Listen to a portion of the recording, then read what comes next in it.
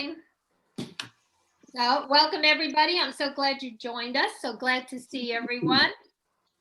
And we'll start the day with our song. Maybe. All right now. Claudia Caroline. Oh, I like Claudia. Wake up.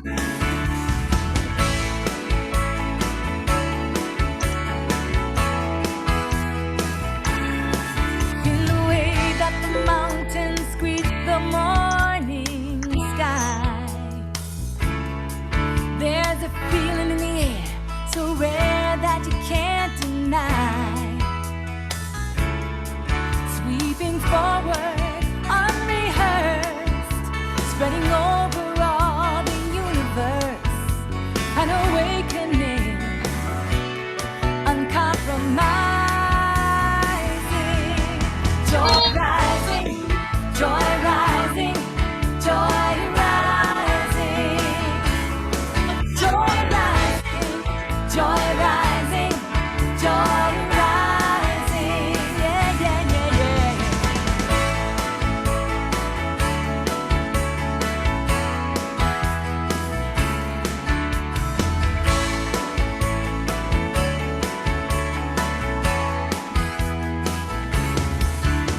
It's a feel-good vibes you cannot explain,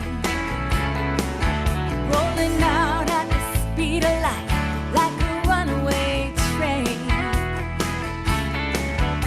like a flash mob celebration, fearless jubilation, an awakening, uncompromising. Joy rising, joy rising, joy rising, joy rising, joy rising,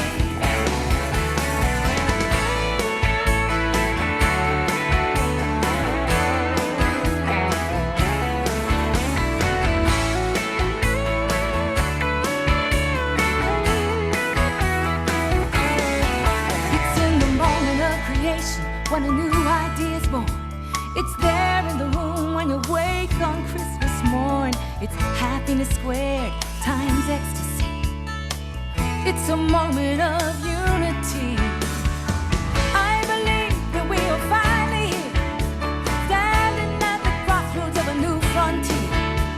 Realization of heaven here and now, awakening to the dream that escaped us somehow. Joy rising, joy rising, joy rising, joy rising, joy rising, joy rising, joy rising, joy rising, joy rising, joy rising, joy rising, joy rising, yeah, yeah, yeah, yeah. Woo! Can you feel it? Oh, the joy rising, keep lifting it up.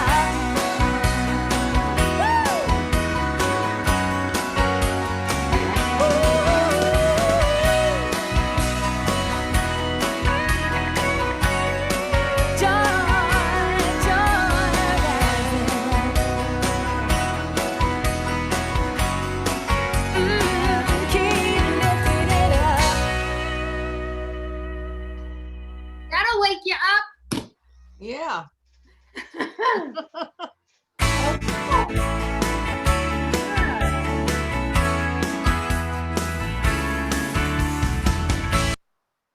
See what happens if you don't sing, we play it again. Oh, I'm having a little trouble with the lyrics. It's a feel-good virus that you can't contain. I know. I thought that sentence was kind of.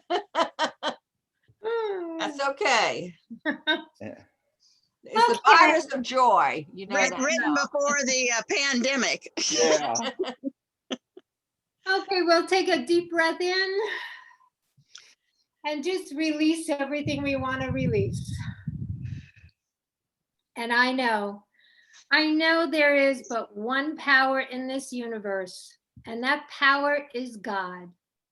That power manifests in and through all form, all people, all conditions, and so is the very center of my being. This God power is me, and this God power is you. This power is life itself, and its nature is love, all good. It contains all wisdom, peace, joy, and strength. It is our whole being. Every cell and atom of our being flows through us as radiant health and vitality. Our immune systems are strong. All viruses are released globally.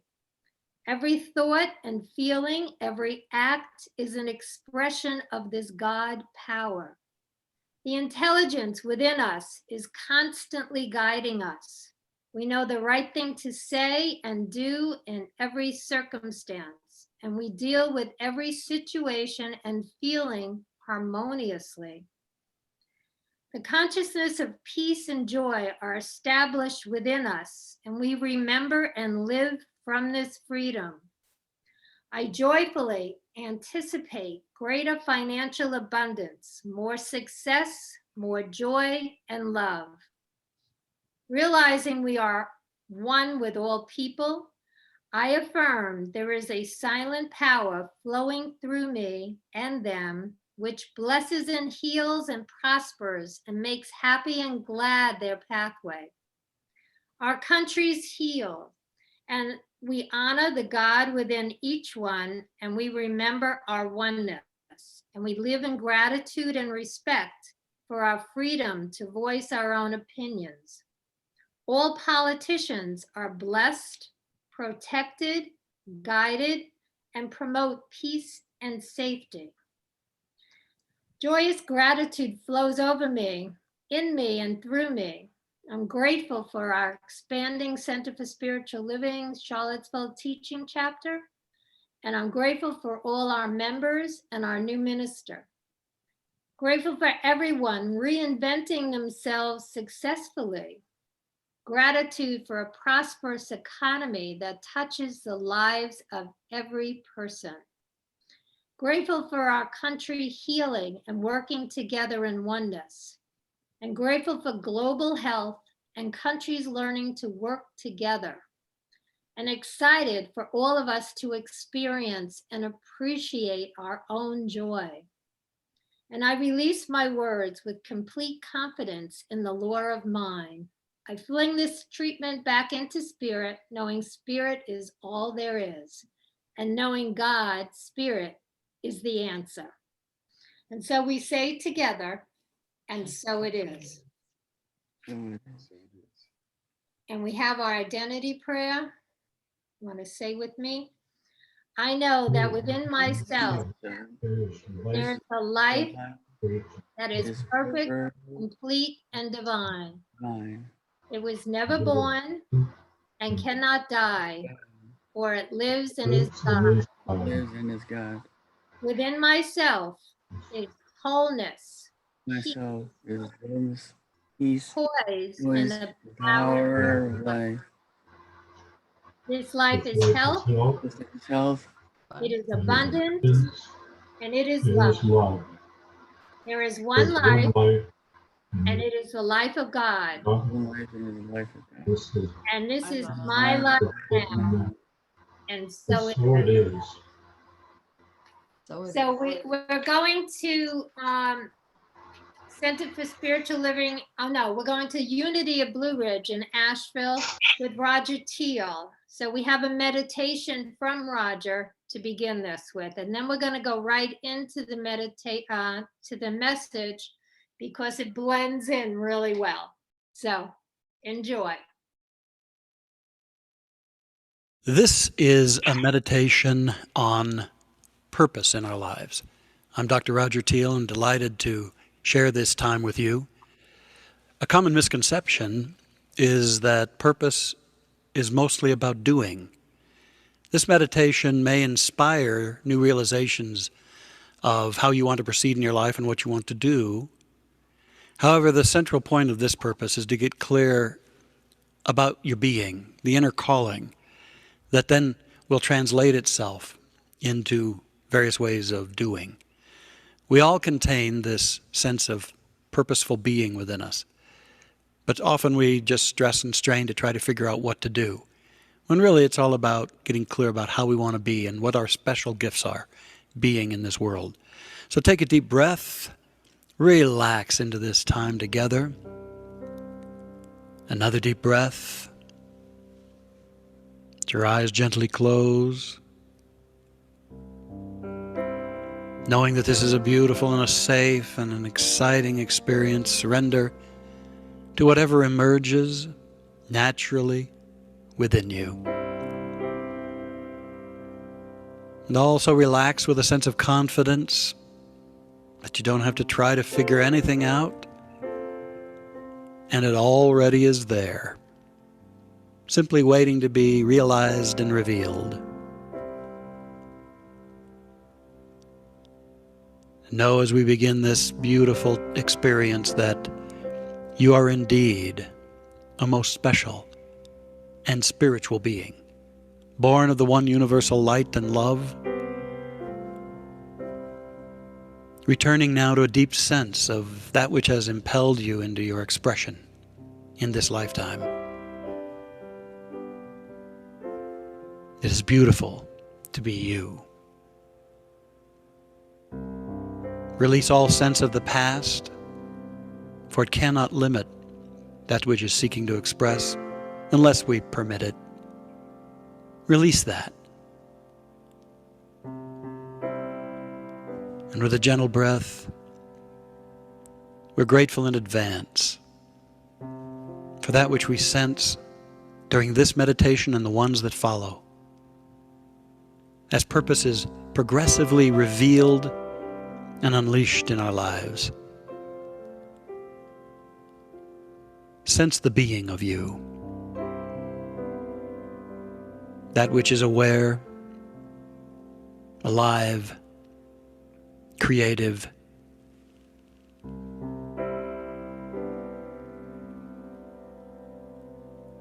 and imagine or visualize that there in this being, this wondrous being that is you, at the very center of your being is a treasure chest. Go to that place. And there you see a large, glorious treasure chest. And it might be that it hasn't been open for a while. Being drawn to this, you approach it, and even as you approach it, you sense a vibration, an energy that is within this place, this chest. So you reach down and open the heavy lid of this treasure chest. And there, within, is sparkling life energy. Various pockets of light.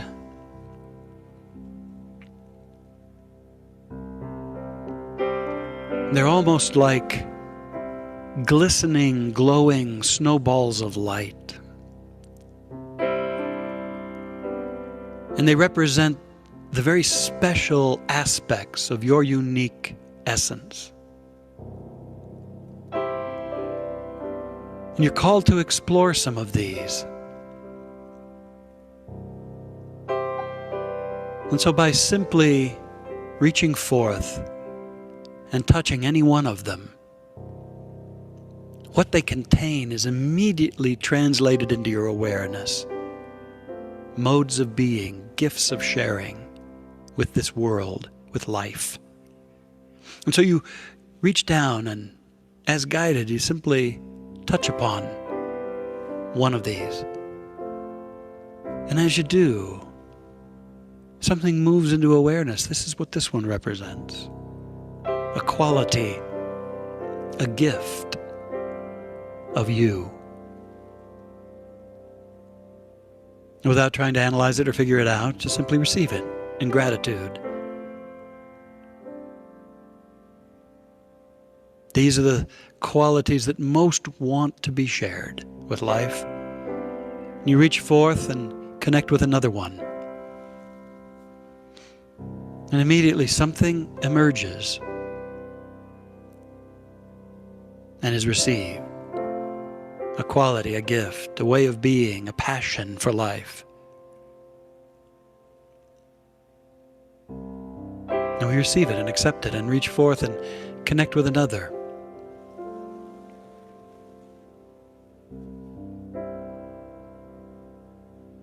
And then another. All of these, the most central, the most powerful, precious, passionate aspects and gifts of you.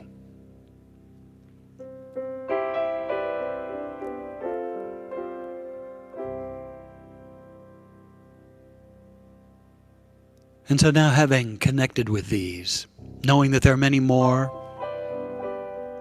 to discover in future times with this meditation, you simply pause and ask yourself, what does this tell me about how I most deeply seek to be in the world?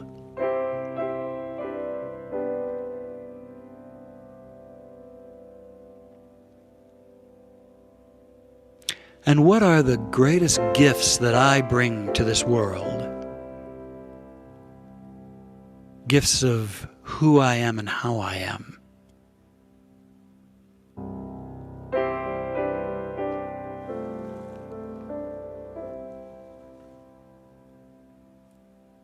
And what does this tell me about what's calling me at this place on my journey of unfoldment, at this powerful time in humanity's unfoldment?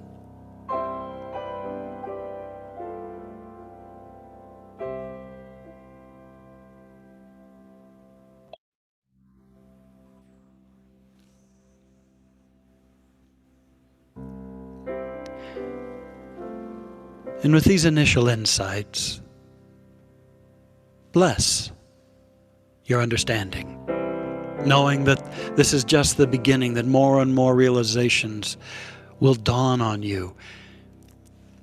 At this point, take those 4 or 5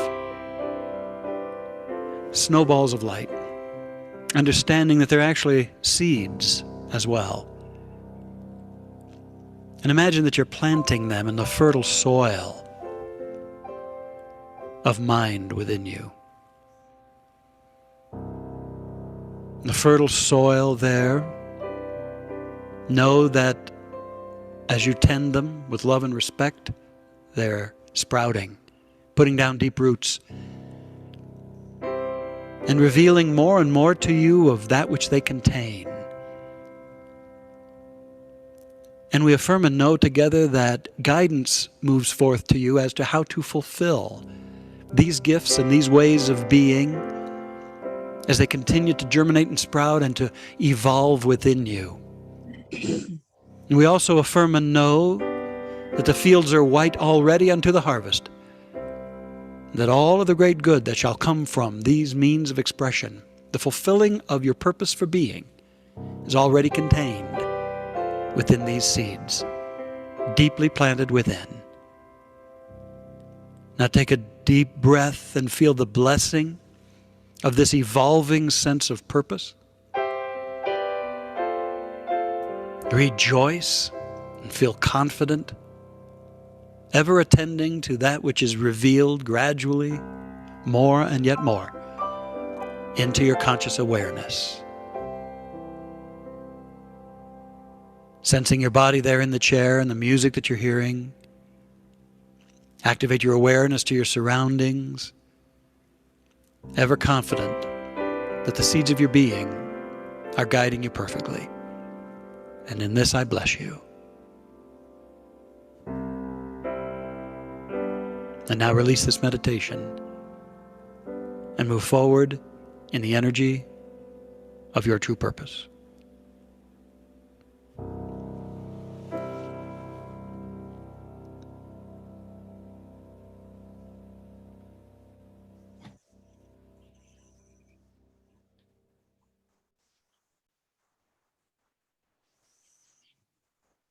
This is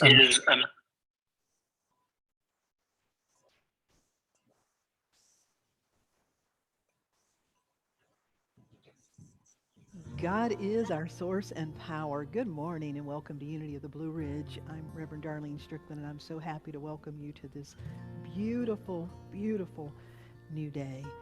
Wherever you are and wherever and whenever you're tuning in, we'd like to take this opportunity to remember that each and every one of us we deserve the dignity to be on our own path and truly deserve the mutual respect to recognize the true identity of who we each and every one are.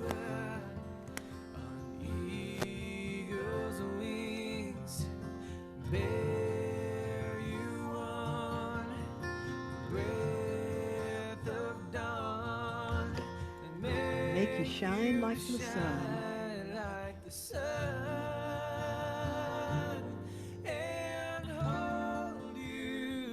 Raise you up on eagle's wings. We give thanks for that, which comes from the Psalm 91 and the truth of that. This morning we enter into a time of prayer together.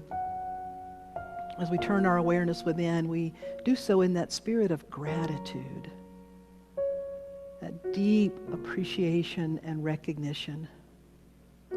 We also bring acute awareness this morning to our country, to the recognition that many are so relieved and happy and celebrating, and many are very disappointed.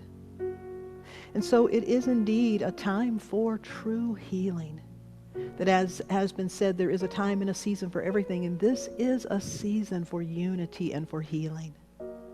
And so may each and every one of us remember what it is to think of another as we would think of ourselves, to practice and to live into the golden rule, to be able to have what I call holy compassion.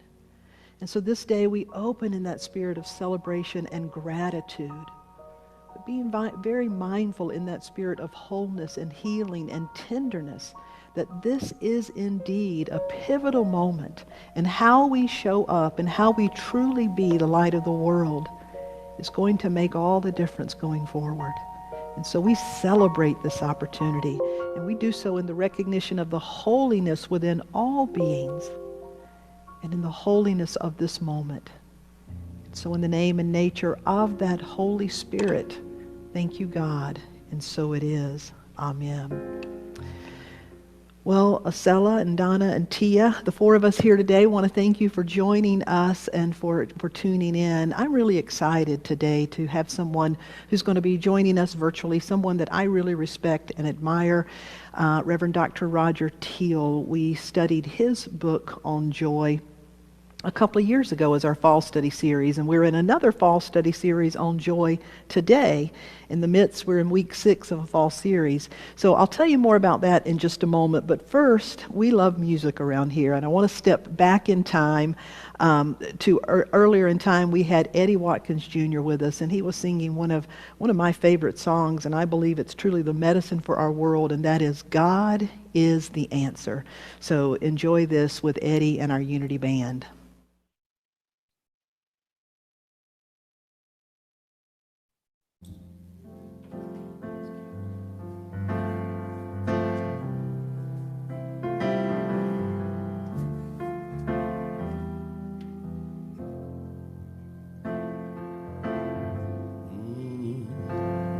Here we all are, gathered together in this place. Why are we here? What is our purpose? Spirit, reveal. How do we know what's true and what's real? We may not know where life's road will lead,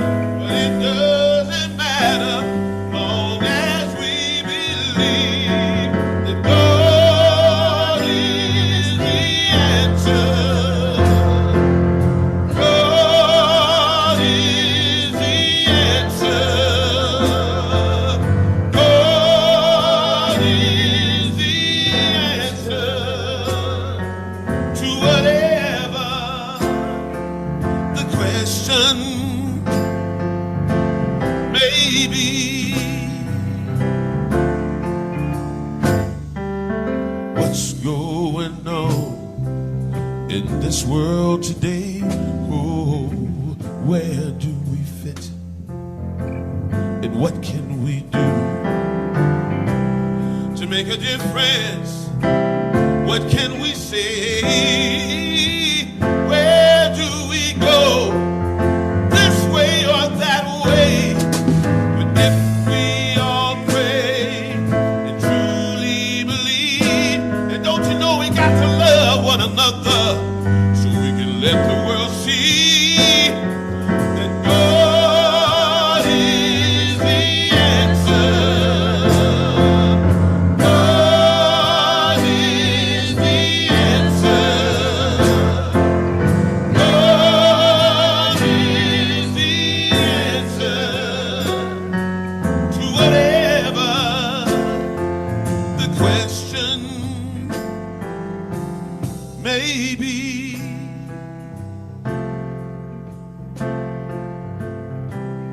To whatever the question may be.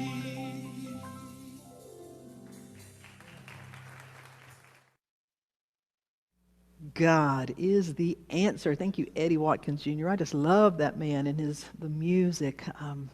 God is the answer, and God is love. Well, today, again, I want to welcome you to week 6 of our fall study series. It is based on the Book of Joy by the Archbishop Desmond Tutu and His Holiness the Dalai Lama. Today, we have the special treat to have Reverend Dr. Roger Teel with us. We actually studied his Book of Joy 2 years ago, This Life is Joy, a powerful book. And Roger Teel is someone that I have admired personally for a long time, you know, for a minister's minister, so to speak, someone that you can be fed by your own self. Roger is one of those people. He retired from full-time church ministry just a couple of years ago, I think, thereabout. But he was the minister for the Center for Spiritual Living in Lakewood, Colorado. And it's interesting, Roger, we have a link. We have a handful of people in our congregation here who actually came from the Center for Spiritual Living, Mile High, Lakewood. So they love you and are looking forward to this, as we all are. We hope to have Roger here with us in person when that's safe to do so again. But Roger is an incredible speaker. He is a community builder. He's a spiritual leader. He himself has actually spent time on multiple occasions with the Dalai Lama. He is a leader of all people. And it's my joy today as Roger joins us from Colorado. Would you please join me in welcoming Reverend Dr. Roger Teel. Thank you very much, Reverend Darlene. What an honor it is to share some time with you this Sunday morning, this wonderful community at the Unity of the Blue Ridge. Someday I hope to visit you. It sounds like a beautiful place. And it's wonderful that you're studying the great concept of joy. As you know, I wrote a book about it that you had studied a while back, and now you're reading the Book of Joy with His Holiness and Desmond Tutu. What a wonderful study, and I'm so glad you did. So I want to talk more about joy with you today as you continue a series in that. So the great Sophie Tucker at one point was asked, what's the secret to a long life? And she paused and she replied, keep breathing. And while there's a practical truth to that, I would say that the secret to a long and a wonderful and a really rewarding life, a life worth living, is a deep, powerful, spiritual joy. Joy. Now, for many, there's a lot of confusion about this thing called joy. And then there are long time patterns of joyless living for so many. And for so many, as I think it was Thoreau said, they live lives of quiet desperation. And their joy is just a brief bit of peace between problems. And that's a sad way to live. It's like the little kid who was at his grandfather's farm, and his grandfather was a very strict man, a strict religious man, very conservative religion, and he had hardly ever smiled or joked. And the little boy was out in a corral, and he saw the sad-looking donkey, and it stroked its face and the wrinkles on his face, and he said, "Poor donkey, you've got Grandpa's religion too." You know, the average day for most people is they awaken and they drag themselves out of bed, and then it's another day. The routines and the tedium and all the same old stuff. They're the ups and downs of life, and then a kaleidoscope of moods and states of awareness, most of them triggered by outside events. And these individuals, sadly enough, are happy when a few little droplets of good things happen in their life. And then they're unhappy when the bad things occur. And life is this roller coaster ride. It's a sad way to living. It's a kind of reactive form of this thing called happiness. And many assume that that's all that life offers. That's all that's really possible for them. So as a result, they try to control everything, control experiences, control conditions, and block change, all of which is totally futile, but there's the temptation to do it anyway. And then along come the bombarding of the merchants who are offering all these elixirs, you know, the possessions, the food, the substances, the tantalizing experiences. It's all about having the right stuff in life as a form of happiness. But the harsh reality is that living for this kind of happiness mostly results in deep emptiness and a greater and greater weariness. And thank God there is so much more for us. And I'm delighted that you are looking into this and anchoring into this greater good within you. There is a deep joy far beneath the surface of life, kind of like the deep calm beneath the turbulence of the ocean surface. There's a deep joy, and it's more than being happy with something or for something. It's actually the most fundamental reality in this universe. Meister Eckhart said that joy is an infallible sense of the presence of God. And I love it that in 1 Thessalonians, it says, in everything, give thanks, rejoice evermore. Rejoice. Keep that joy energy flowing. In my book, I write about a lady that I counseled a long time ago, and she had had a series of difficult experiences, and she was also praying for the kind of life she really wanted. And she prayed and she prayed and she prayed, and she said, Roger, I just don't understand it. I'm not getting results, and I want to be happy in my life. And I want this, and I want this, and I want this, and I want to be happy. And I kind of coached her a little bit, and I said, you're giving a lot of power to those things and to those desires. And not that you can't have all of that, but you're giving so much power to them. And I saw kind of a light bulb look go on for her. And she said, I'll think about this. I'll pray about this. And she came back about 2 weeks later, and she was in a totally different state of consciousness. She sat down and she said, I got it. I was praying for all of these things to make me happy, but I wasn't praying to be happy, to just awaken to joy. And I love it that she wrote an affirmation for herself. God, I am willing to be happy. And I'd like you to say that with me again. God, I am willing to be happy. The more you affirm that, as she did, you awaken a willingness. And it's like the universe rushes in to support you, because now you're looking within for this deep spiritual quality called joy. And you're willing to have that flood up no matter what's going on in your life. And the interesting thing is that when that vibration of joy becomes established within you, then everything in life becomes a vibrational match with that joy. A key to this joy is to know where it really lives. And again, we're saying it's not out there in the people, places, and conditions that we would all like, which are pleasant and pleasurable, but there's a difference with joy and pleasure. Joy is the deep reality of spirit. Pleasure is the roller coaster ride of experiences that we derive or create with conditions and experiences in life. And there's a place where it lives. And I discovered this place, as I write also in my book, after a very deep wounding, a profound betrayal in my life. After 3 years of a relationship with a certain lady, we were going to announce our engagement, and all of a sudden she broke it off and wouldn't even talk to me. And I descended into months and months of a personal hell. I was grieving, and then I got angry, and it got more and more toxic. And I was ruining my life. I was an associate minister at the time, and I had no creativity. I wasn't sleeping well.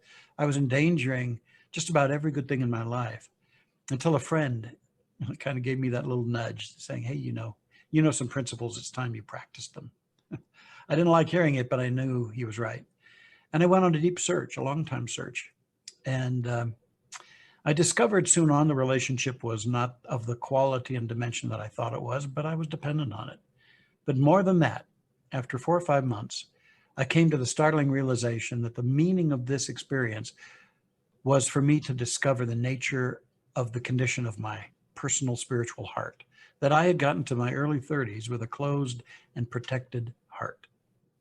And after much study and working with some very powerful facilitators, including Brew Joy, my heart chakra flew open, and I knew the reality of God as love. Not as a theory, not as out there, but as a living vibration of love that was cascading and pouring out of my heart, and everything in my life transformed.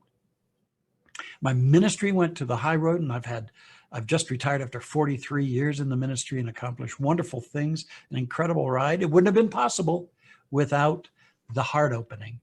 I attracted an incredible wife, and I have 2 sons and 5 grandchildren. My life is idyllic, and opening my heart was the key.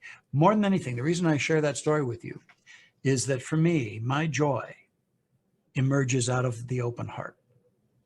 And I know that this is the place where we find true, lasting, courageous joy. So easy in this life to get trapped in a small box of thinking, and a small box of self-concept. We get caught up in this sense of the ego self, and it pretty much views us as weak and insignificant and separate. And thus it is defined and run by fear. And of course, then the ego defends against love. And so thus we look for our joy in the fleeting pleasures out there in the world, and we anesthetize ourselves against the pains in the world. But we don't know the deep joy because our heart is not open. And so the ego puts us in this small box, but there's so much more for us than a small box life. There's a big life for you, not a small box life. I believe that we all need a small box inoculation. That's right. We need a small box inoculation so that we are freed of the toxic little ego self. And we go on the adventure of our spiritual awakening, and we discover real joy. And when we do this, the earth is going to be a far better place. The key to our kind of teaching, this New Thought teaching, teachings in unity and other schools of New Thought like it, is that consciousness is causation. So it's how we pattern consciousness through our thinking, through our conclusions, our judgments and assessments of life. Some of which is conscious, most of which is unconscious in us. That's consciousness. And our consciousness is the causative power in our lives, because we're all part of an infinite field of divine intelligence. It's called the divine mind, if you will, and it sources and it animates everything. And creation is seated in divine mind. It is seated in this divine mind. Each of us then is a center of creative awareness in this divine mind. And I believe our highest responsibility is to cultivate our consciousness so that our lives are uplifted in an authentic and organic and natural way. And we stop looking for things out there to give us the joy and the light of our lives. We discover it within ourselves. But we also become an increasingly open conduit for the good of God to flow through us. And it's a very powerful and important responsibility. A while back, Princeton commissioned a project called the Global Consciousness Project. And with this, they placed a number of random number generators in 70 sites 70 random number generators around the planet. And they then collected, they all fed into a central computer, and they collected 15 years of data from these random number generators. And what happens is these generators do just that. They just churn out these numbers randomly. However, they were shocked to discover that when a major world event occurred that affected the lives of many, many people, and maybe millions of people, then these generators stopped operating randomly. And they began to operate in a structured way. And the odds of this happening are 1 in a trillion. And so it's events like 9/11 or the deaths of Princess Di or Michael Jackson or Robin Williams and things of that nature, a tsunami or things like that.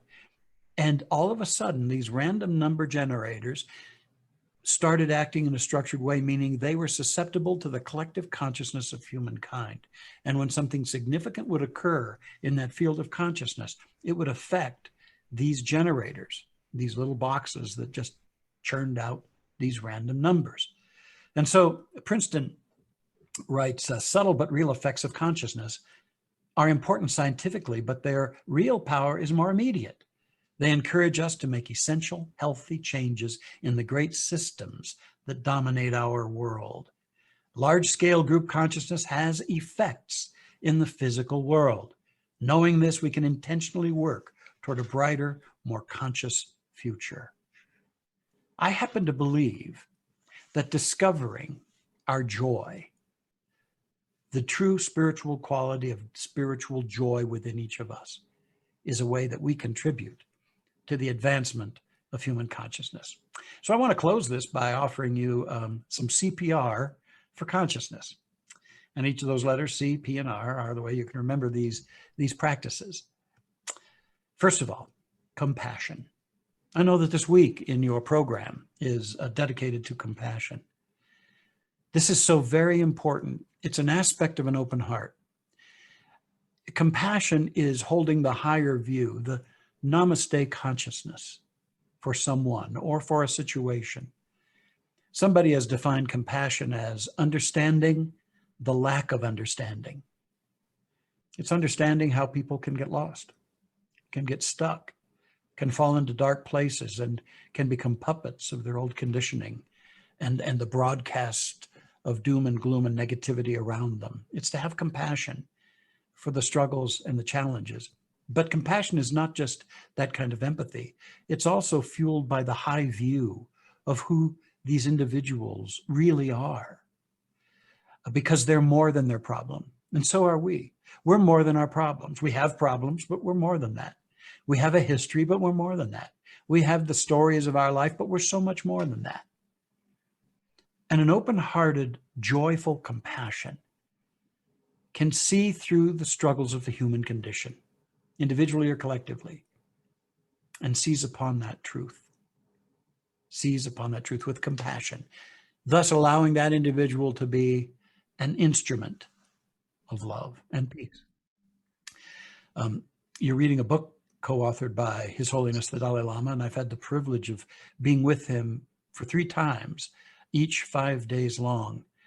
We created, a group of us ministers created the Association for Global New Thought, and we had 5 synthesis dialogues in 99, 2001, and 2004. And each time we brought spiritual and social leaders from around the world together, and then midway through our time, His Holiness and his entourage would arrive, and we would continue and advance the dialogues. It was very, very, very rich. And I remember at one point, His Holiness was talking about the Chinese. And I thought, wow, what the Chinese have done to the Tibetan people.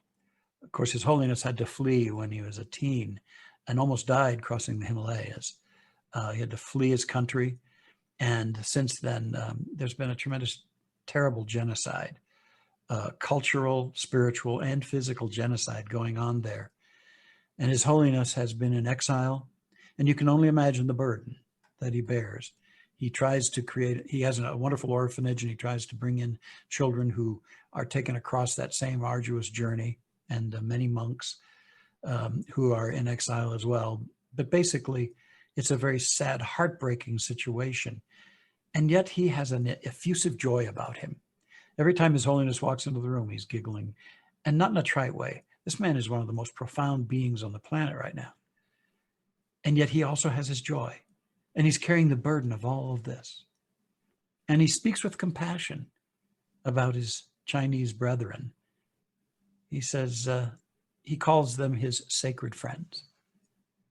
You know, we all have sacred friends in our lives, the ones that are difficult to love, challenging ones, and yet we can still love them. We can still have compassion. And so he talks about his friends, the Chinese, not approving of what they have done and are doing, but holding them in compassion on their journey in life and knowing the higher truth about them. CPR for consciousness, a joy consciousness, starts with compassion. And then it continues with practicing, because it's not enough to just meditate on compassion. It's not enough to read about it, think about it, affirm about it. Those are all good. But it's when we move it into action and we actually give expression to our compassion, practicing the joy, practicing the compassion in our lives, that it becomes very, very powerful, life-changing, transformative in many, many cases.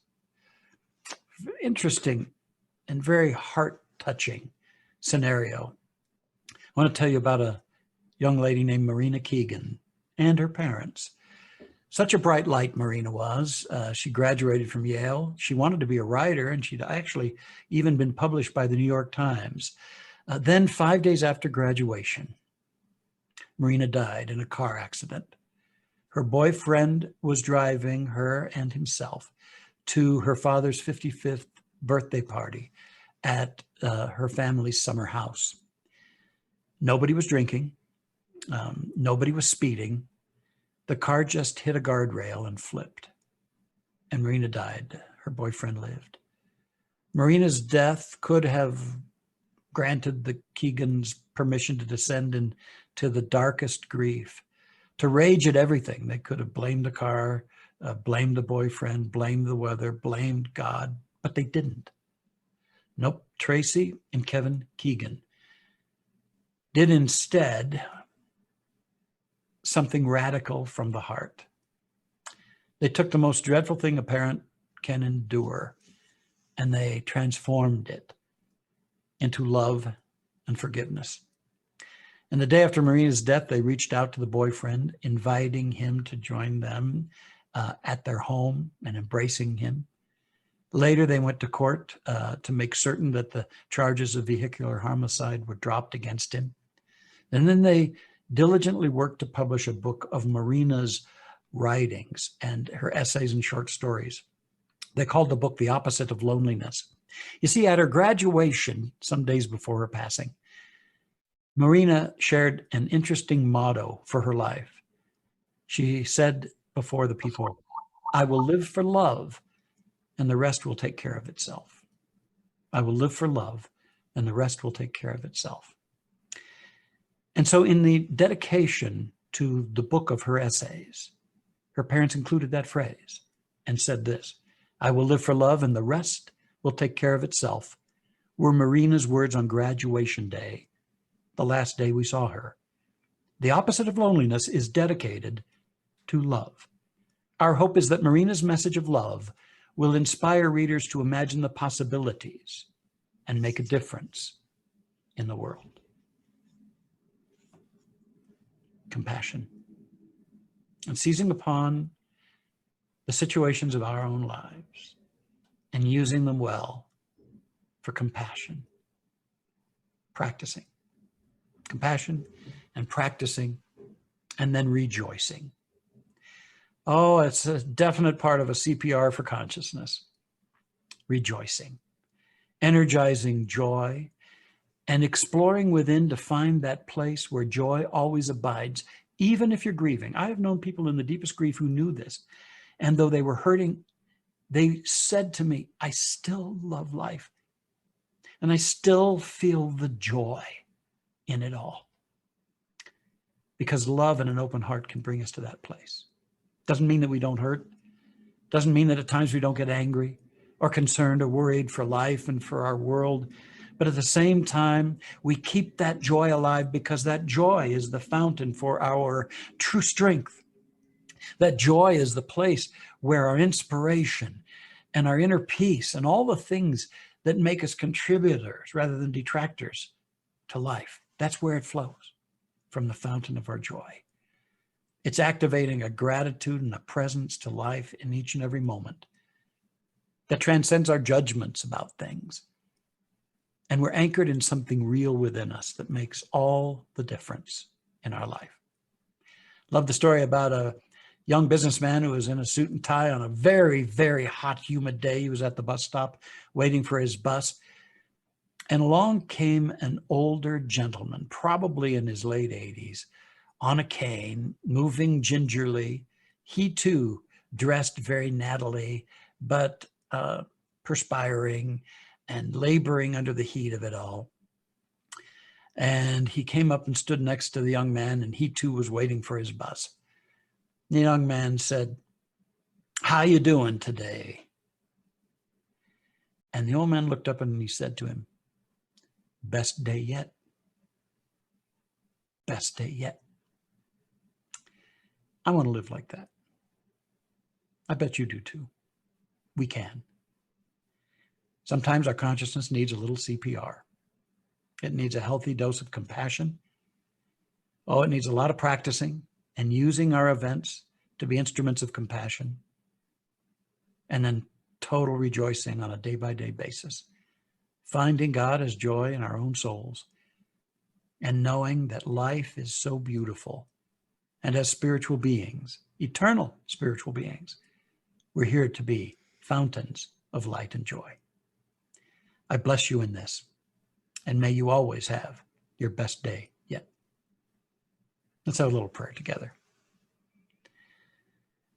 If you choose to, close your eyes and just open your heart. Move from your head to your heart. Feel your shoulders falling. Sense your heart quickening and warming you. And surrender to your heart. Feel that vibration moving throughout your being, through every cell of your body, activating it according to its highest pattern, lifting you from any former emotions that may have for a short time trapped you, freeing you, lifting you as an eagle on eagle's wings. As you sense that heart, also sense the deep joy of your being. A joy that's always there, that you don't need anything to change in your life to connect with. It's the light and the power of God as you. It's the great divine love holding you constantly in its eternal embrace. And it's the vitality and the glory, the magnificence of life itself, in you, through you, as you.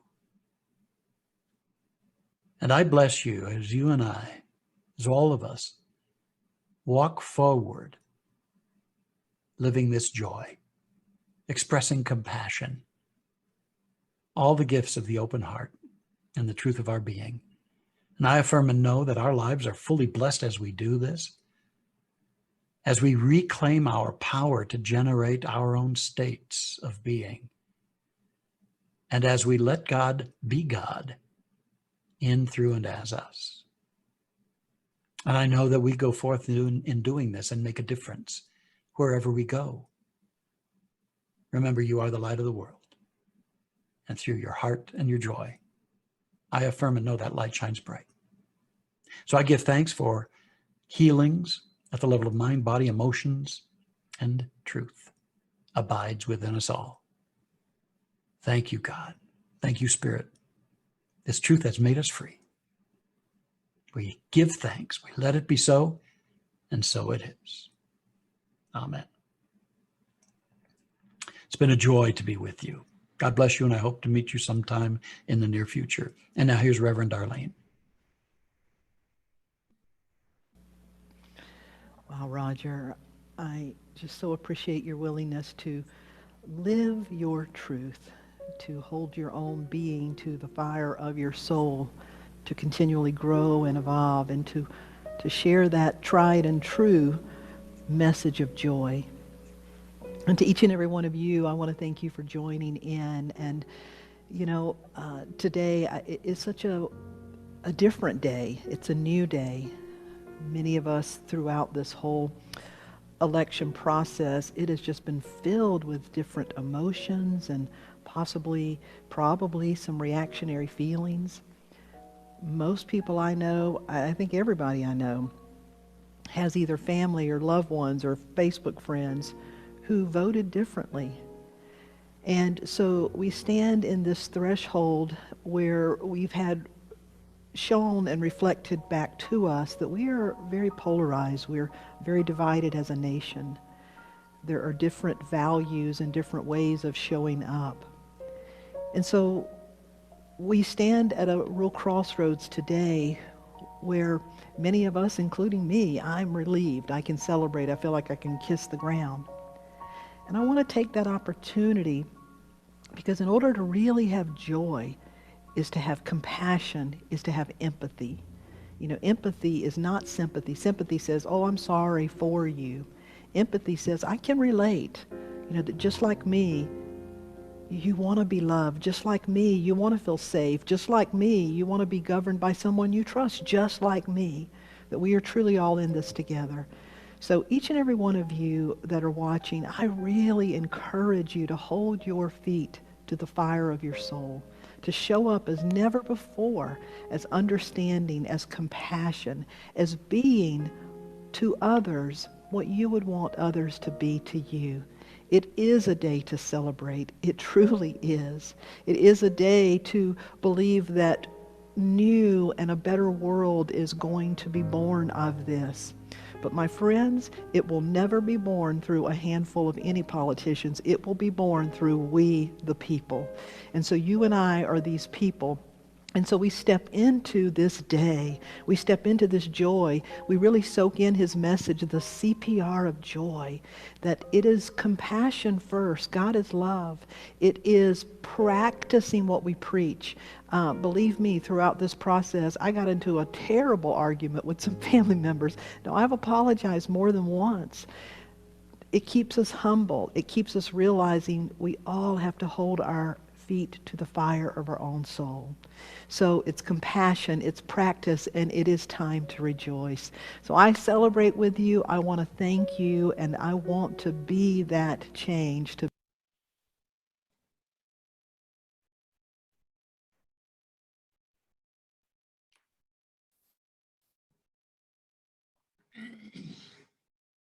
Okay. Cut off a little too early, but that was the end of it. Thank you, everybody, for listening to that. I just think we all needed to hear that. And I loved so many things that he said. And joy, we need to connect with our joy. And the joy is the infallible sense of the presence of God. That's beautiful. I love that. I love so much of what he did say. So, what does everybody think? It was terrific. It's perfect timing. Yes. And to really take it to heart. Yeah. It really was good. Yeah, Especially, God, I am willing to be happy. that's right. How many people are you really willing to be happy? And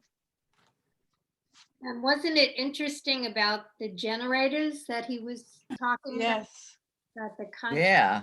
of the world, how it makes such a huge difference. And we start with our consciousness, and that's the Yeah. only thing we can do. I Yeah. think he was kind of referring to the big, the really big misunderstanding in our society, which is that happiness is out there.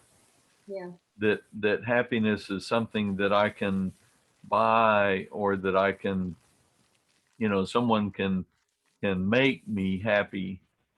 And that happiness is something that comes from outside to it's an outside to inside thing, when the truth of it is it's an inside thing. Happiness is a decision. It's something that you do yourself as opposed to a response to outside stimulus. Yeah. Yeah, he Just actually, like everything else. You know, everything is an inside job. Yeah.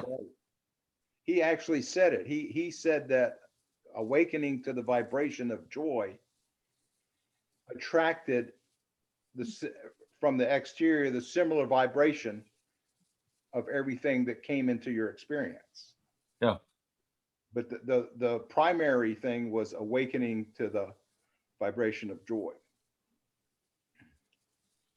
And I loved how he said about compassion, understanding the lack of understanding. Yeah. That was, That was good, wasn't it? You yeah. wouldn't think it, you could say it like that, you know? No, that's in Scott Peck's model of spiritual growth. His stage 4, the mystic. Uh, that's kind of the definition of the mystic, is that a mystic has become comfortable with the inability to really understand. So it's the embracing of the mystical, the unknowable, and that's kind of what the compassion is, essentially the embracing the unknowable and loving it. Yeah. It's a higher view, like he said. Yeah, Yeah. Castaneda said in his works that you could actually use it with the metaphor was electricity. You don't have to know how electrons flow and all that for us to use electricity. All you have to do is go flip a switch. You don't necessarily have to understand the how and why it works in order to use it. Right. Bob Proctor likes to say, I don't know how electricity works, but I know that it can cook a man's dinner, and it can cook the man. Yuck.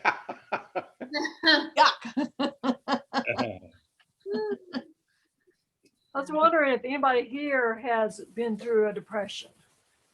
'Cause, No. I've been through a year of depression once, and that's, total lack of joy. You just cannot find any joy. And how did you get out of it? Oh, I did a lot of self work, and I found out what I was angry at and expressed my anger, and it left. Yeah. But even after it left and I could feel joy again, I felt like that joy was a lie. It was deceptive. It wasn't real. It felt like the depression was actually the real thing. And this joy that I'm feeling is not real. It's kind of a weird feeling. It took me several years to get over that part of it. So it's kind of a habit of rejecting the joy. I don't know. It just felt like that. It's kind of like, It was this such is an not the real unusual world. feeling. Yeah, I don't know. I only had it for a year. It wasn't like it was an ongoing thing all my life. It was just from events. So But had you really experienced joy before then? Yeah. Yeah. Okay. And I can remember experienced joy before this depression. Yeah. Okay. What brought this on was 3 years after the year I would not wish on my worst enemy. It was a year where I lost both my parents, my future father-in-law, 5 aunts and uncles. I sold my house within the Wait. first day All of these people died. Wait a in that one year. minute, Paul. Let her say it, okay? and I sold my house. The first day I listed it, I had to move out in 2 weeks. I moved twice. I lost my job, or not lose my job. I quit my job and got married. One. I would have married you.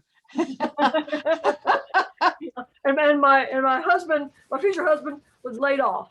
So it's like every month something major happened, and I had a doctor that almost accused me of having cancer until I decided he was picking my pocket.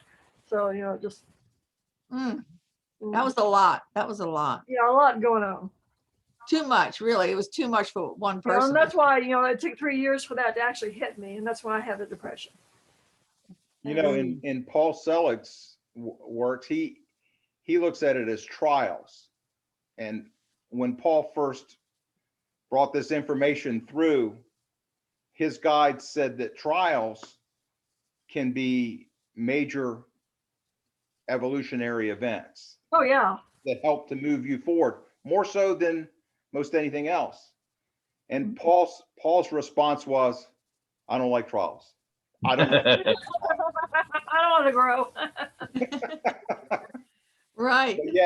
But yet they can be viewed as opportunities, because there's so many people. You look at Eckhart Tolle, there's so many people who have gone through this severe depression that the breaking out of it, and especially in Eckhart Tolle's, his example is the breaking out of it was his awakening. Yeah. And, he had to sit on a park bench for a couple of years after that to figure the rest of it out. But Carolyn Mace, The Dark Night of the Soul, right? yeah. Of the soul. Been through several So, of those. Ann, you said that, so you had your Job year, but the depression didn't happen during that year, I guess, right? You were just trying to deal with everything, and it wasn't until 3 years later that No, that 3 you years. finally It took fell 3 into- years for it to hit. Yeah. Wow. Isn't that interesting? Yeah. Oh, yeah. So I figured out I was angry at my parents. What helped you? What helped you go through that? I bought a workbook. Well, I was going to see a psychologist, but I would have enjoyed it better and gotten as much use going to the bartender, but but I bought myself a workbook on the inner child, and I was going through that workbook, and I came to the section. I'd been laid off also. I'd been laid off, and both of us were laid off. Let's see, that was after. I was laid off after. Oh, never mind. That was later. That's something else. That's a different one. That wasn't so bad. The inner child is. But the inner child, yeah, the inner child. And it came to a portion where it said to write a letter to somebody you're angry with. And I felt like, I'm not angry at anybody. Yeah. But it came to my mind, I'll write a letter to my dad. Oh boy, the words, I couldn't write fast enough. It's like, whoa. And so I just started talking to him, like he was there. Because I think he was there in spirit. And, threw in a few things for my mom too, And then after that, it was gone. Like did 5 loads of laundry, mopped the floor, went for a walk, and just all the stuff that I didn't have energy for before. Yeah, the inner child is amazing, deep work, and there's also beautiful songs on the inner child. I have a whole CD on that if you want. I'll send it to you, because it's, it is an inside job, and you have to figure out why, where your feelings came from.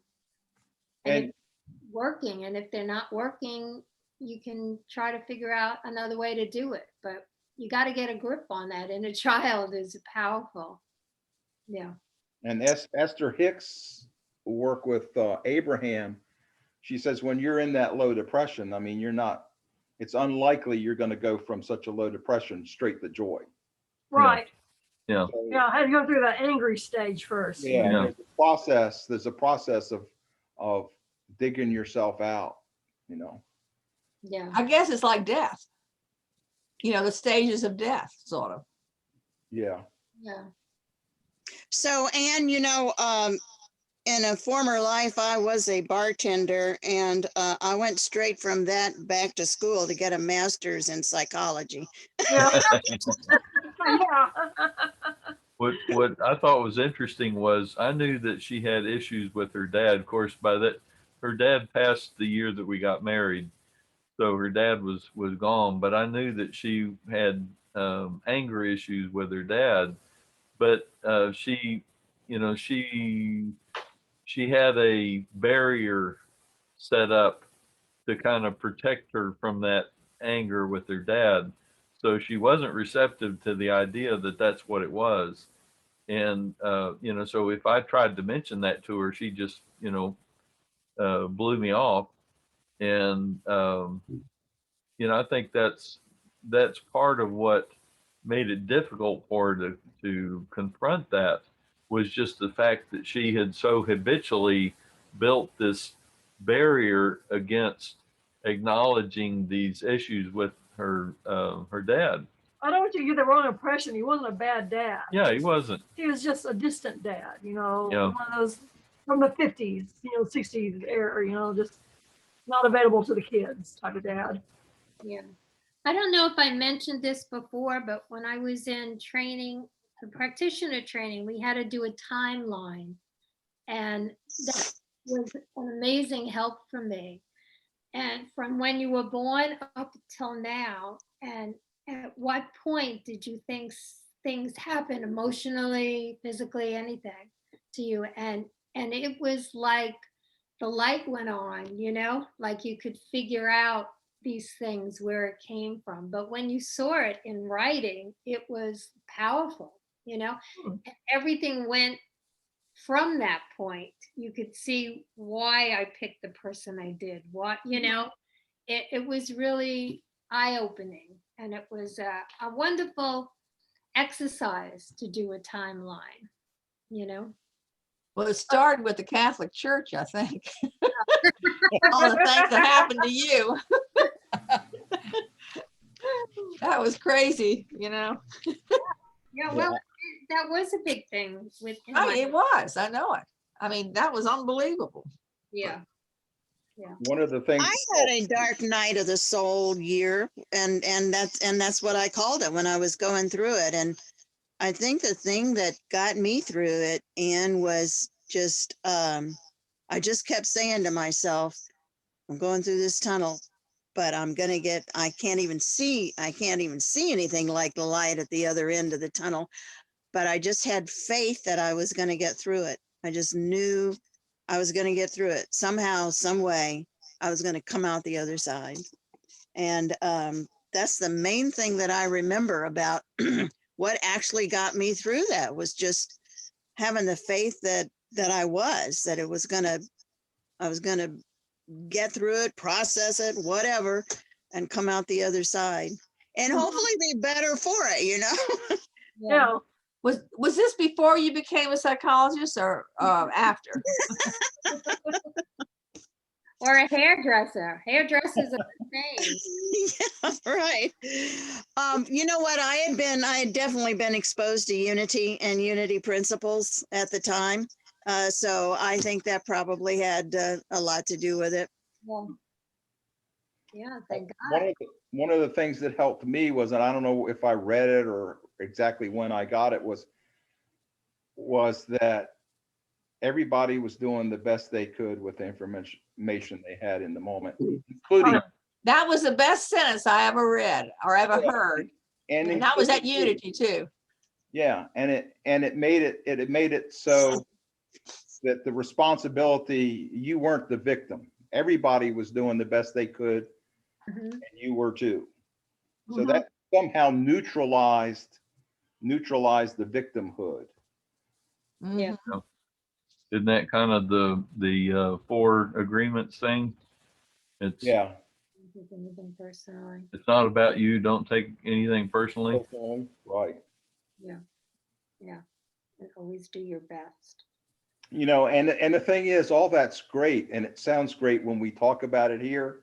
And I always tell people that I don't believe you help yourself, the earth, or anybody else without raising your own vibration. Yeah. But remembering that in the moment when something is actually taking place is, I'm much more aware than I used to be. But sometimes it takes a while to get back up to that. Here's the real kicker, Tom, is when you're in the moment and you do remember it and you don't want to. Oh, yeah, and that happens. And that really happens. You just don't feel like doing it. Yeah. Oh yeah, that's definitely there. Yeah, that's true. But we go back to his compassion and understanding the lack of understanding. That's unreal. That helps me. it gives you a different look at everything going on in the world. It's like, Mhm. how can people think this way? It's, it's, We're understanding their lack of understanding. that's what I'm saying. Yeah, I know it. It's interesting. That's a terrific statement, I think. I like that. Sentence, I should say. Passionate about the lack of compassion. Yeah, yeah. Tom, was Insight your original experience, or had you been studying before then? It was before then. I mean, Insight was definitely a good experience. It was the first, I think Insight was the first time, and he was talking about this as joy. Insight was the first time I realized that you could be happy for no reason. Yeah, You didn't need a exactly. new car. You didn't need a fancy house. You didn't need anything outside yourself. You could be happy for no reason. You'd be happy just because you decide to be happy. It was, yeah. And I'm not even, I don't even think it was I don't think it was an intellectual conceptual decision either. I think it was a realization, an awareness outside of the intellectual conceptual. And it kind of just took over. And you realized I had a dream during Insight where, and it was a little bit intimidating, where I was standing on a big plateau, and the plateau started out fairly large, and it kept breaking away on all sides of me. It kept breaking away until all there was this little pinnacle that I was standing on. Oh, wow. And to this day, I'm not sure I know what that means, but it was. You either believed or you didn't. Yeah, I mean, I think all these things, just the realization that I was dealing with 100 people in this workshop, and they were all much different than me. And Yeah. when we started out, just the initial viewing the group and stuff, there were some people I didn't care for. I didn't particularly like the way they were. But the thing is, nobody knew anybody. Right. And one of the first exercises was you had to go up to each person and say whether you were willing or unwilling to be honest with them. Whoa. Yeah, that was your first exercise.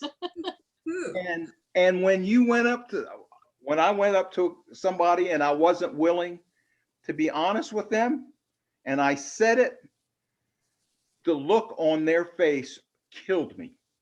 Wow. Just killed me. And I think I only did it one time. And then eventually the whole group was willing to be honest and open. I think it was honest and open. But to see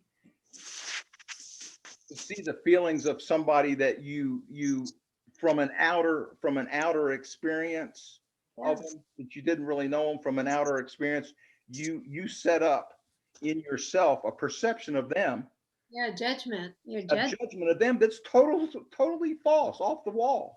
Yeah. Yeah. But by saying you weren't willing to be open and honest with them, and seeing whatever feeling they were having, you knew that feeling and you didn't like it. And so eventually it worked out that everybody was willing to be open and honest with everybody else. And that those initial perceptions were gone. Did they ask you why? Did the other person ask you why you didn't? No, I don't think they were allowed to say. I don't think so. Tom and I were in that together. Yeah. Yeah, it was Yeah, that's, if quite you an were the other experience. person and somebody said that to you, that would be my first question. Why? Yeah, well, I don't think it wasn't an intellectual exercise. Yeah, no, I know, but The other person wasn't supposed to. Conversation, Yeah, you just move, you just move on. Well, if you weren't an honest person, why would you say that? Yeah, if you Well, weren't. If you weren't honest with, didn't feel like, I mean, I don't understand the question really. Well, there were That kinda several tells- instances where you had to face your truth, Yeah, I right, think, Tom? Mhm. yeah, I think the question was more about yourself. Yeah. I didn't realize it at the time. It didn't take me long. Yeah. Yeah. Well, one could be honest, willing to be honest in some ways and not in others. Well, You know, I mean, the honest, to Carolyn's question, you could be willing to tell them, you could be willing to tell them honestly that there were places where you wouldn't go and wouldn't reveal. oh, and that would be being open and honest. Mm-hmm. That would be, Okay. Yeah, that's a great exercise. Yeah. You know, and you see your own judgments, you know, kind of hit you in the face, right? Mhm. Yeah. Cool. it was interesting. There was one guy who looked at me and said, he said, I don't know what I'm doing here. He said, I'm the only sane person in this group.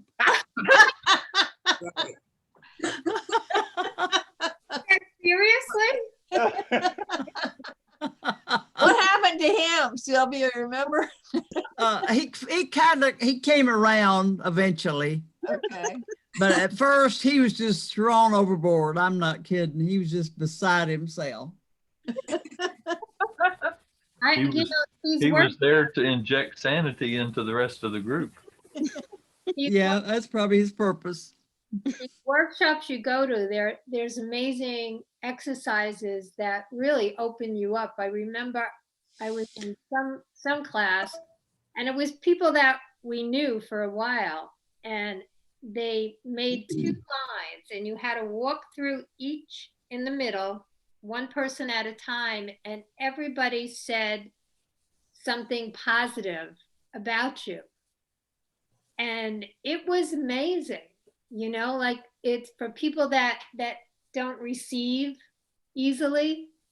It was really hard to do, you know, to hear what other people think about you, or it was really an amazing experience too, you know. You know, I used to teach special needs kids, and that was one of the exercises that we did periodically, Uh-huh. you know, to be kind to each other. And Yeah. invariably, before we finished the walkthrough, somebody would say, "Your mama," oh my gosh, that ended the piece of that day. Well, it's pretty amazing in some of these groups that you have like that, where you start out not knowing Yeah. any Anyway, of these people, and over a period of a few days, yeah. you feel like you grew up with them, Yeah. you know? Well, we're all one. It goes back to that, you know. Yeah. We are all Now, one. that's hard to accept in a group like we were in, isn't it, Tom? Yeah. Oh, yeah. Because there was one girl who cried constantly the whole time. Yeah. I mean, hysterical cry. Wow. Remember that? Yeah. And the cast of characters that we had, Yeah. you know, there was about 100 people. The cast of characters that we had just ran the gamut. Who ran the workshop? It was Insight. I think it was a takeoff on, in California effort. Yeah. I can't remember. It was a spinoff from some group in California. Landmark? Werner Erhard. Yeah, Werner Erhard. That's So it. it's a spinoff of Landmark? I did his work. It was Landmark and Insight, I think, were both spinoffs of Est in California, I think. Yeah, Warner stayed involved with Landmark, I know, for a good while. I did it before it was called Landmark. I can't even think what it was called. Oh, Est, the Est tree. Yeah. Yeah. Wow. And we know people that have taken Landmark in it, and I think that was really good also. It sounds Um, kind of You can similar. add me to that list of people you know. I was pretty heavily involved in Landmark for a good while.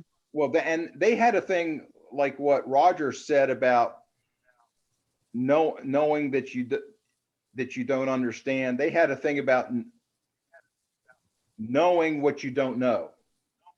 Realizing what you don't know. Yeah. Yeah. Which was important to the process. Yeah, well, there's knowing that what you know, and then there's knowing What you don't know. what you don't know, Yeah. and then there's not knowing what you don't know, Right. which is where most of us are an awful lot of the time. We think we know everything. Yeah. Yeah, It's that's amazing. exactly. I'm proud of you, Jane, for saying that. I Yeah, could not say that. That's exactly what I remember from. It's such a gift for everyone that has found all these things to make us more conscious and to give us our joy. I mean, just Yeah. listen to everybody that has found different things and ways to uplift our consciousness. They're out there and we all found them. And that's just a gift that they're there. The same with the principle of science in mind. I'm very grateful for them because that can get you through life, if you believe it. And that's coots to you. In one of the Science of Minds, I don't know if it's a recent publication, but there was a guy who wrote one of those entry parts of the book called The Level of Proximity. Anybody remember that? No, not okay. The level of proximity, and he was Yeah, I talking about think I do. I think I do, but the importance of being around people who are uplifting and help you along your path. Yeah. yes, I remember that because I didn't understand one of the words he said. Well, with that, I did send out, people were interested in what the headquarters sent me on courses that are available. And I did send it out. There's Diversity Inclusion Commission sent out, and I sent out 2 different courses that they are coming up. One is, Paul and I were having a debate on what this means. Indigenous and People of Color Sacred Circle Series. So we were trying to kind of figure out what that was. Indigenous people are usually third world people, aren't they? Or Well, they were Indians. Yeah. Native Americans. No, they're native to the area.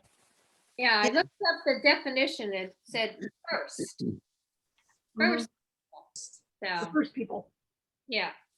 So this one that I sent out, if anybody looks at their email or wants me to send it again, this one of them is January. It's 7th, 14th, 21, and 28, and February. So that's for the Indigenous and People of Color Sacred Circle Series. It's like a tongue twister, circle series. Anyway, so it has a whole itinerary of what that is. And then the other one was from the Diversity Inclusion Commission. And that was, you have to register if you want to do that. That one is like you have to pay for that. The first one I think is free, but this one is you can get a package of 5 people for $300.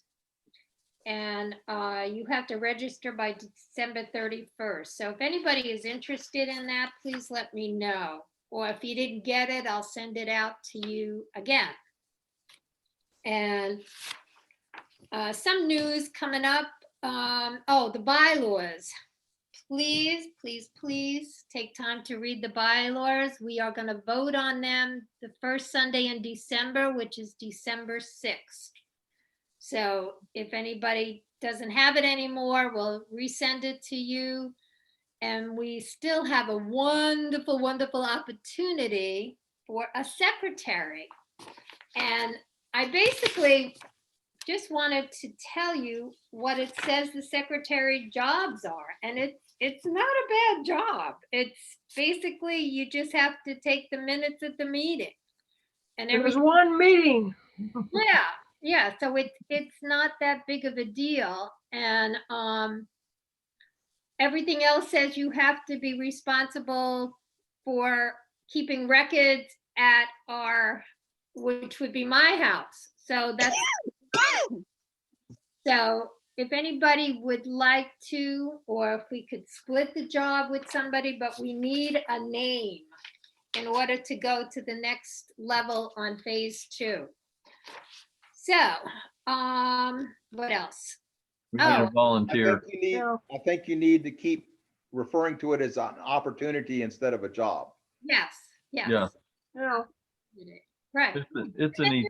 You're on the leadership council, which helps, you know, you can have a voice in what we're doing, which is good, you know? Yep. And You can put it on your resume. yes. Yeah, leadership position. Yeah. Volunteer. And the other new exciting news is the classes, you know, we were talking about, we were going to take a class. And I looked into that, and all the classes that were offered by headquarters is now changing. All the classes are changing. There's no more Science of Mind 101, 102. But the good news is the classes that they're offering are very interesting and kind of updating with a twist and everything. So it's a little challenging to find a course that's out there that we can do that doesn't cost so much money. And I did find one, but in the meantime, I talked to Reverend Faith, who is our regional support coordinator. And she is going to talk to us on the Sunday after Thanksgiving, the 29th, I think it is. But she also teaches classes, so I'm trying to talk her into gently teaching a class for us. So we have some opportunities, and I will check into all of them. So I think that's all I had to tell you what was going on. I think that's all. And How many has read the Science of Mind book? Okay, 2, Well, 3. not straight through. Okay. Well, parts of it. Yeah. When you're in a class or something, that's what you have to do. If we do a foundations class, that's based on the book, and you do have homework, and you have to read certain chapters and you know, stuff like that. So, But it's a good way to find out really what Science of Mind is about. yeah. What's interesting is that I came across the book and read it long before I knew there was such an organization as Science of Mind or Centers for Spiritual Living. Wow. You know, I was Big book. That's a pretty big book just to pick up and read. Yeah. You know? Yeah. But it's very interesting. I mean, it just reinforces what you believe, really. Well, I'm working on the foundation course. If I could get Reverend Faith to teach that, that would be good. Yeah, I think it would be. I would be good. Oh, and the other thing is, we've been trying to get in touch with the Echo newspaper, which is not the easiest thing to do. Nobody answers the phone, and we're going to have to email them to see. But we're going to try and put something in the Echo about our group. And, you know, when I know the classes, we could put that in. But right now, it would be nice. Well, what about the Seville? I mean, how much is it to put it in Seville? You can announce your service free in Seville. Right. Every week. It's nonprofit. I mean, Yeah. we're getting that way. Yeah, there's Yeah. a lot more opportunities once we get our 501c3. You know, even if But to get that, we have to have a secretary. that's true. Even if So here's so Kathy. send out another email, Kathy, and put leadership opportunity.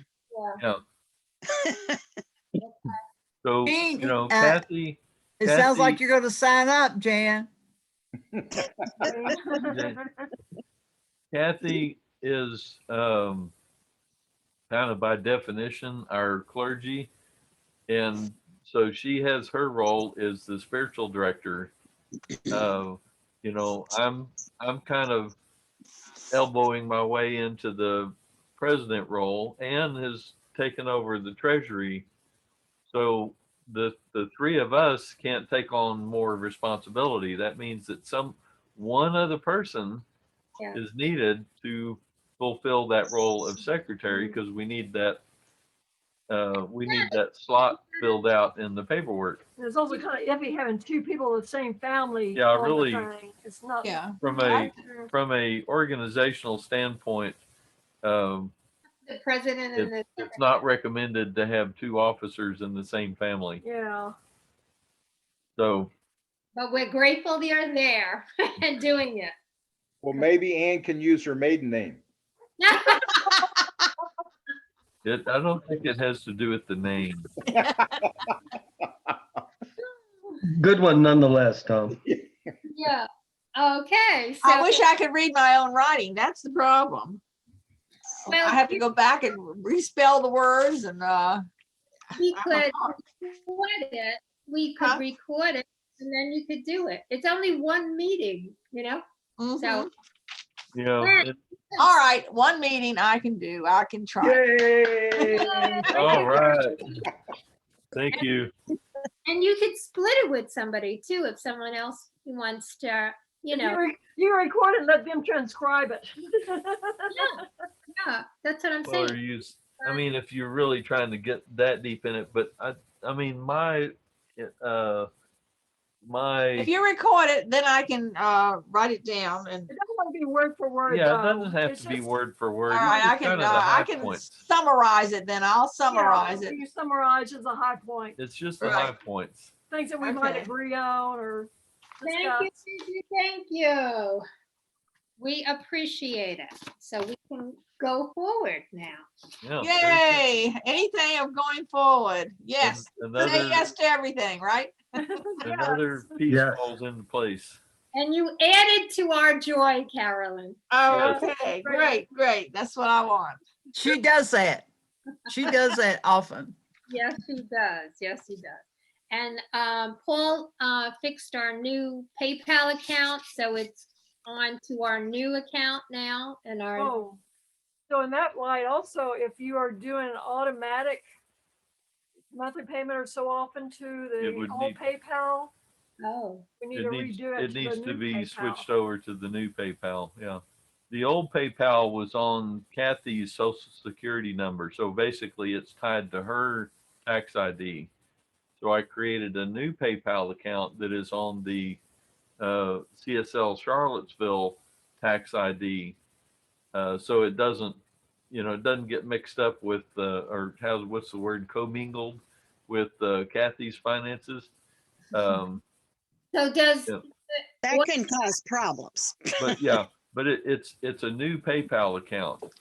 And I sent out the email. I mentioned that, if you donate using the PayPal link on the website, you'll notice that it goes to the new PayPal account.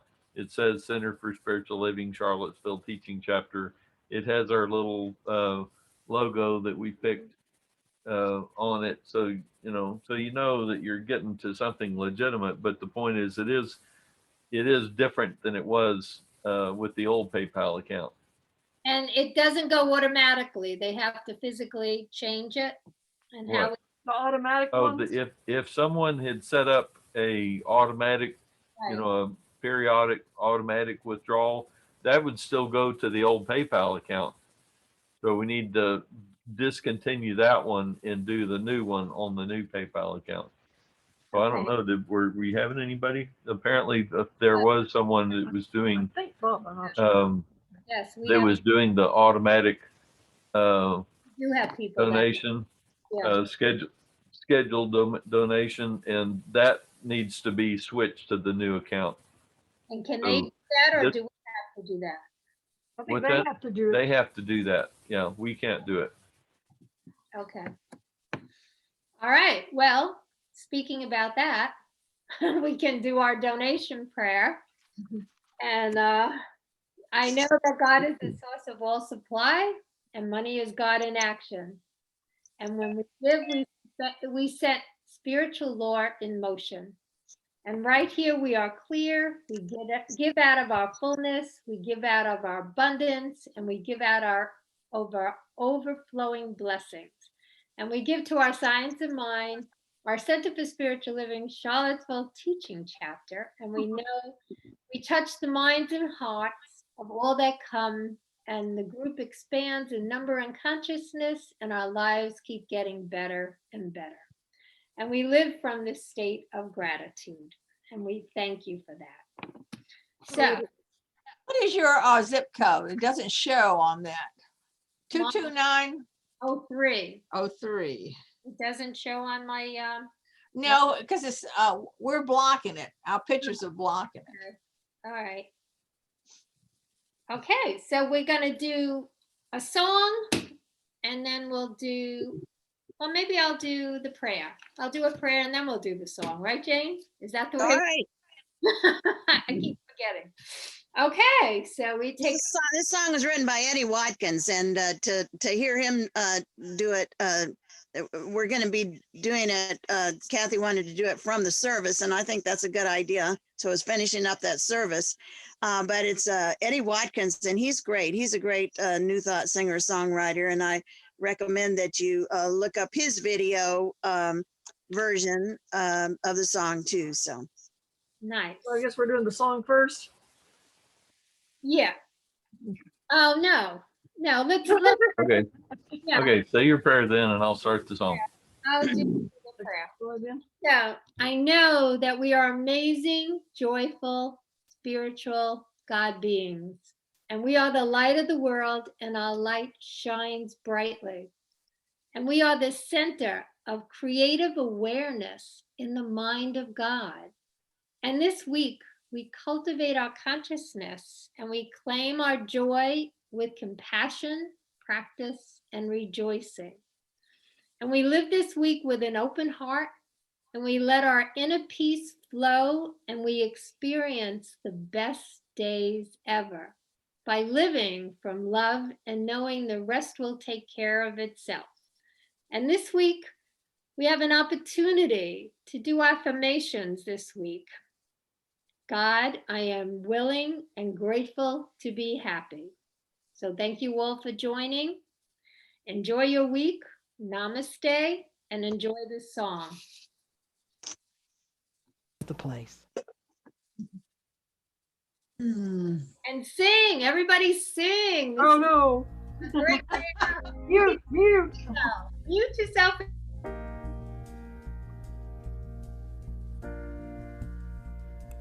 Am I strong enough to bear the burden that sometimes comes with living this thing called life?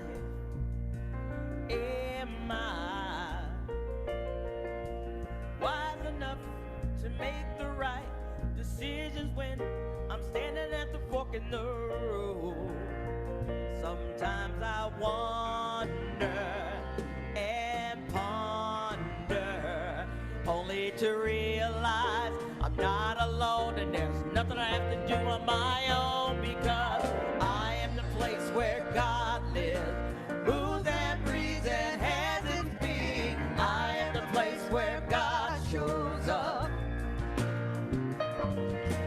I am the place where God lives, moves and breathes and has its being. I am the place where God shows up. Will I do the things I need to do to take care of myself? Will I have the health of mind and body to live a life of grace and wholeness? Sometimes I wonder and ponder, only to realize I'm not alone and there's nothing I have to do on my own, because I am the place where God lives, moves and breathes and has its being. I am the place where God shows up. I am the place where God lives, moves and breathes and has its being. I am the place where God shows up.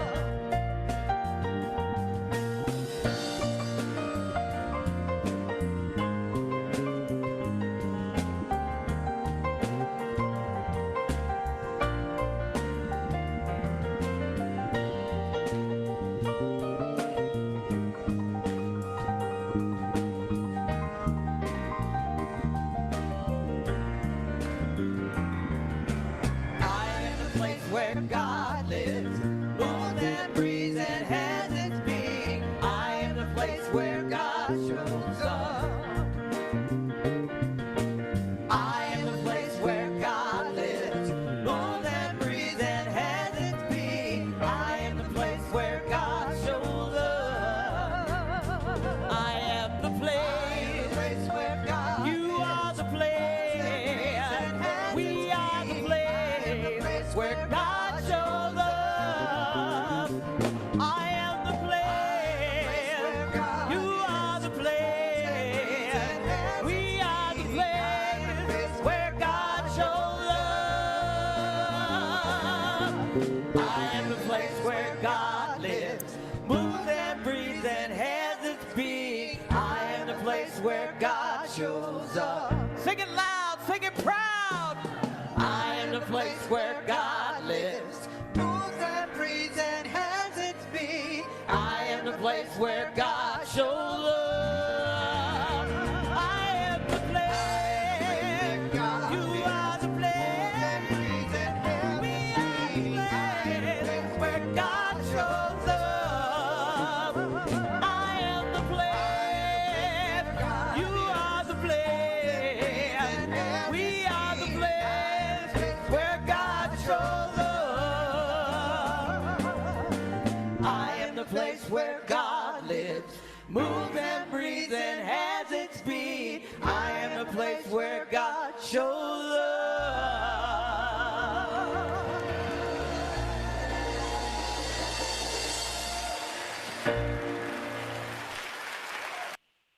Thank you, everybody. Thank you, thank you. And remember your affirmation this week. God, I'm willing and grateful to be happy. Yay. What was the date of this, YouTube? It was this last week. Let's see. The I think it was November. 8th then. Wait a minute. Yeah, it was pretty recent, a week or two ago. I think it was the 8th. I think it was. Okay. Yeah. Yeah. All right, good. Oh, I gotta stand up. I got a cramp in my leg. Bye. We're gonna.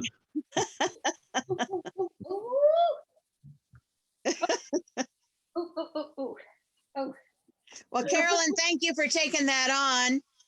thank you. You're welcome. And if there are other reasons that we need a secretary and you can't do it or so forth, I'll be happy to be your backup. Yay, Jay. All right. Yay, thank you.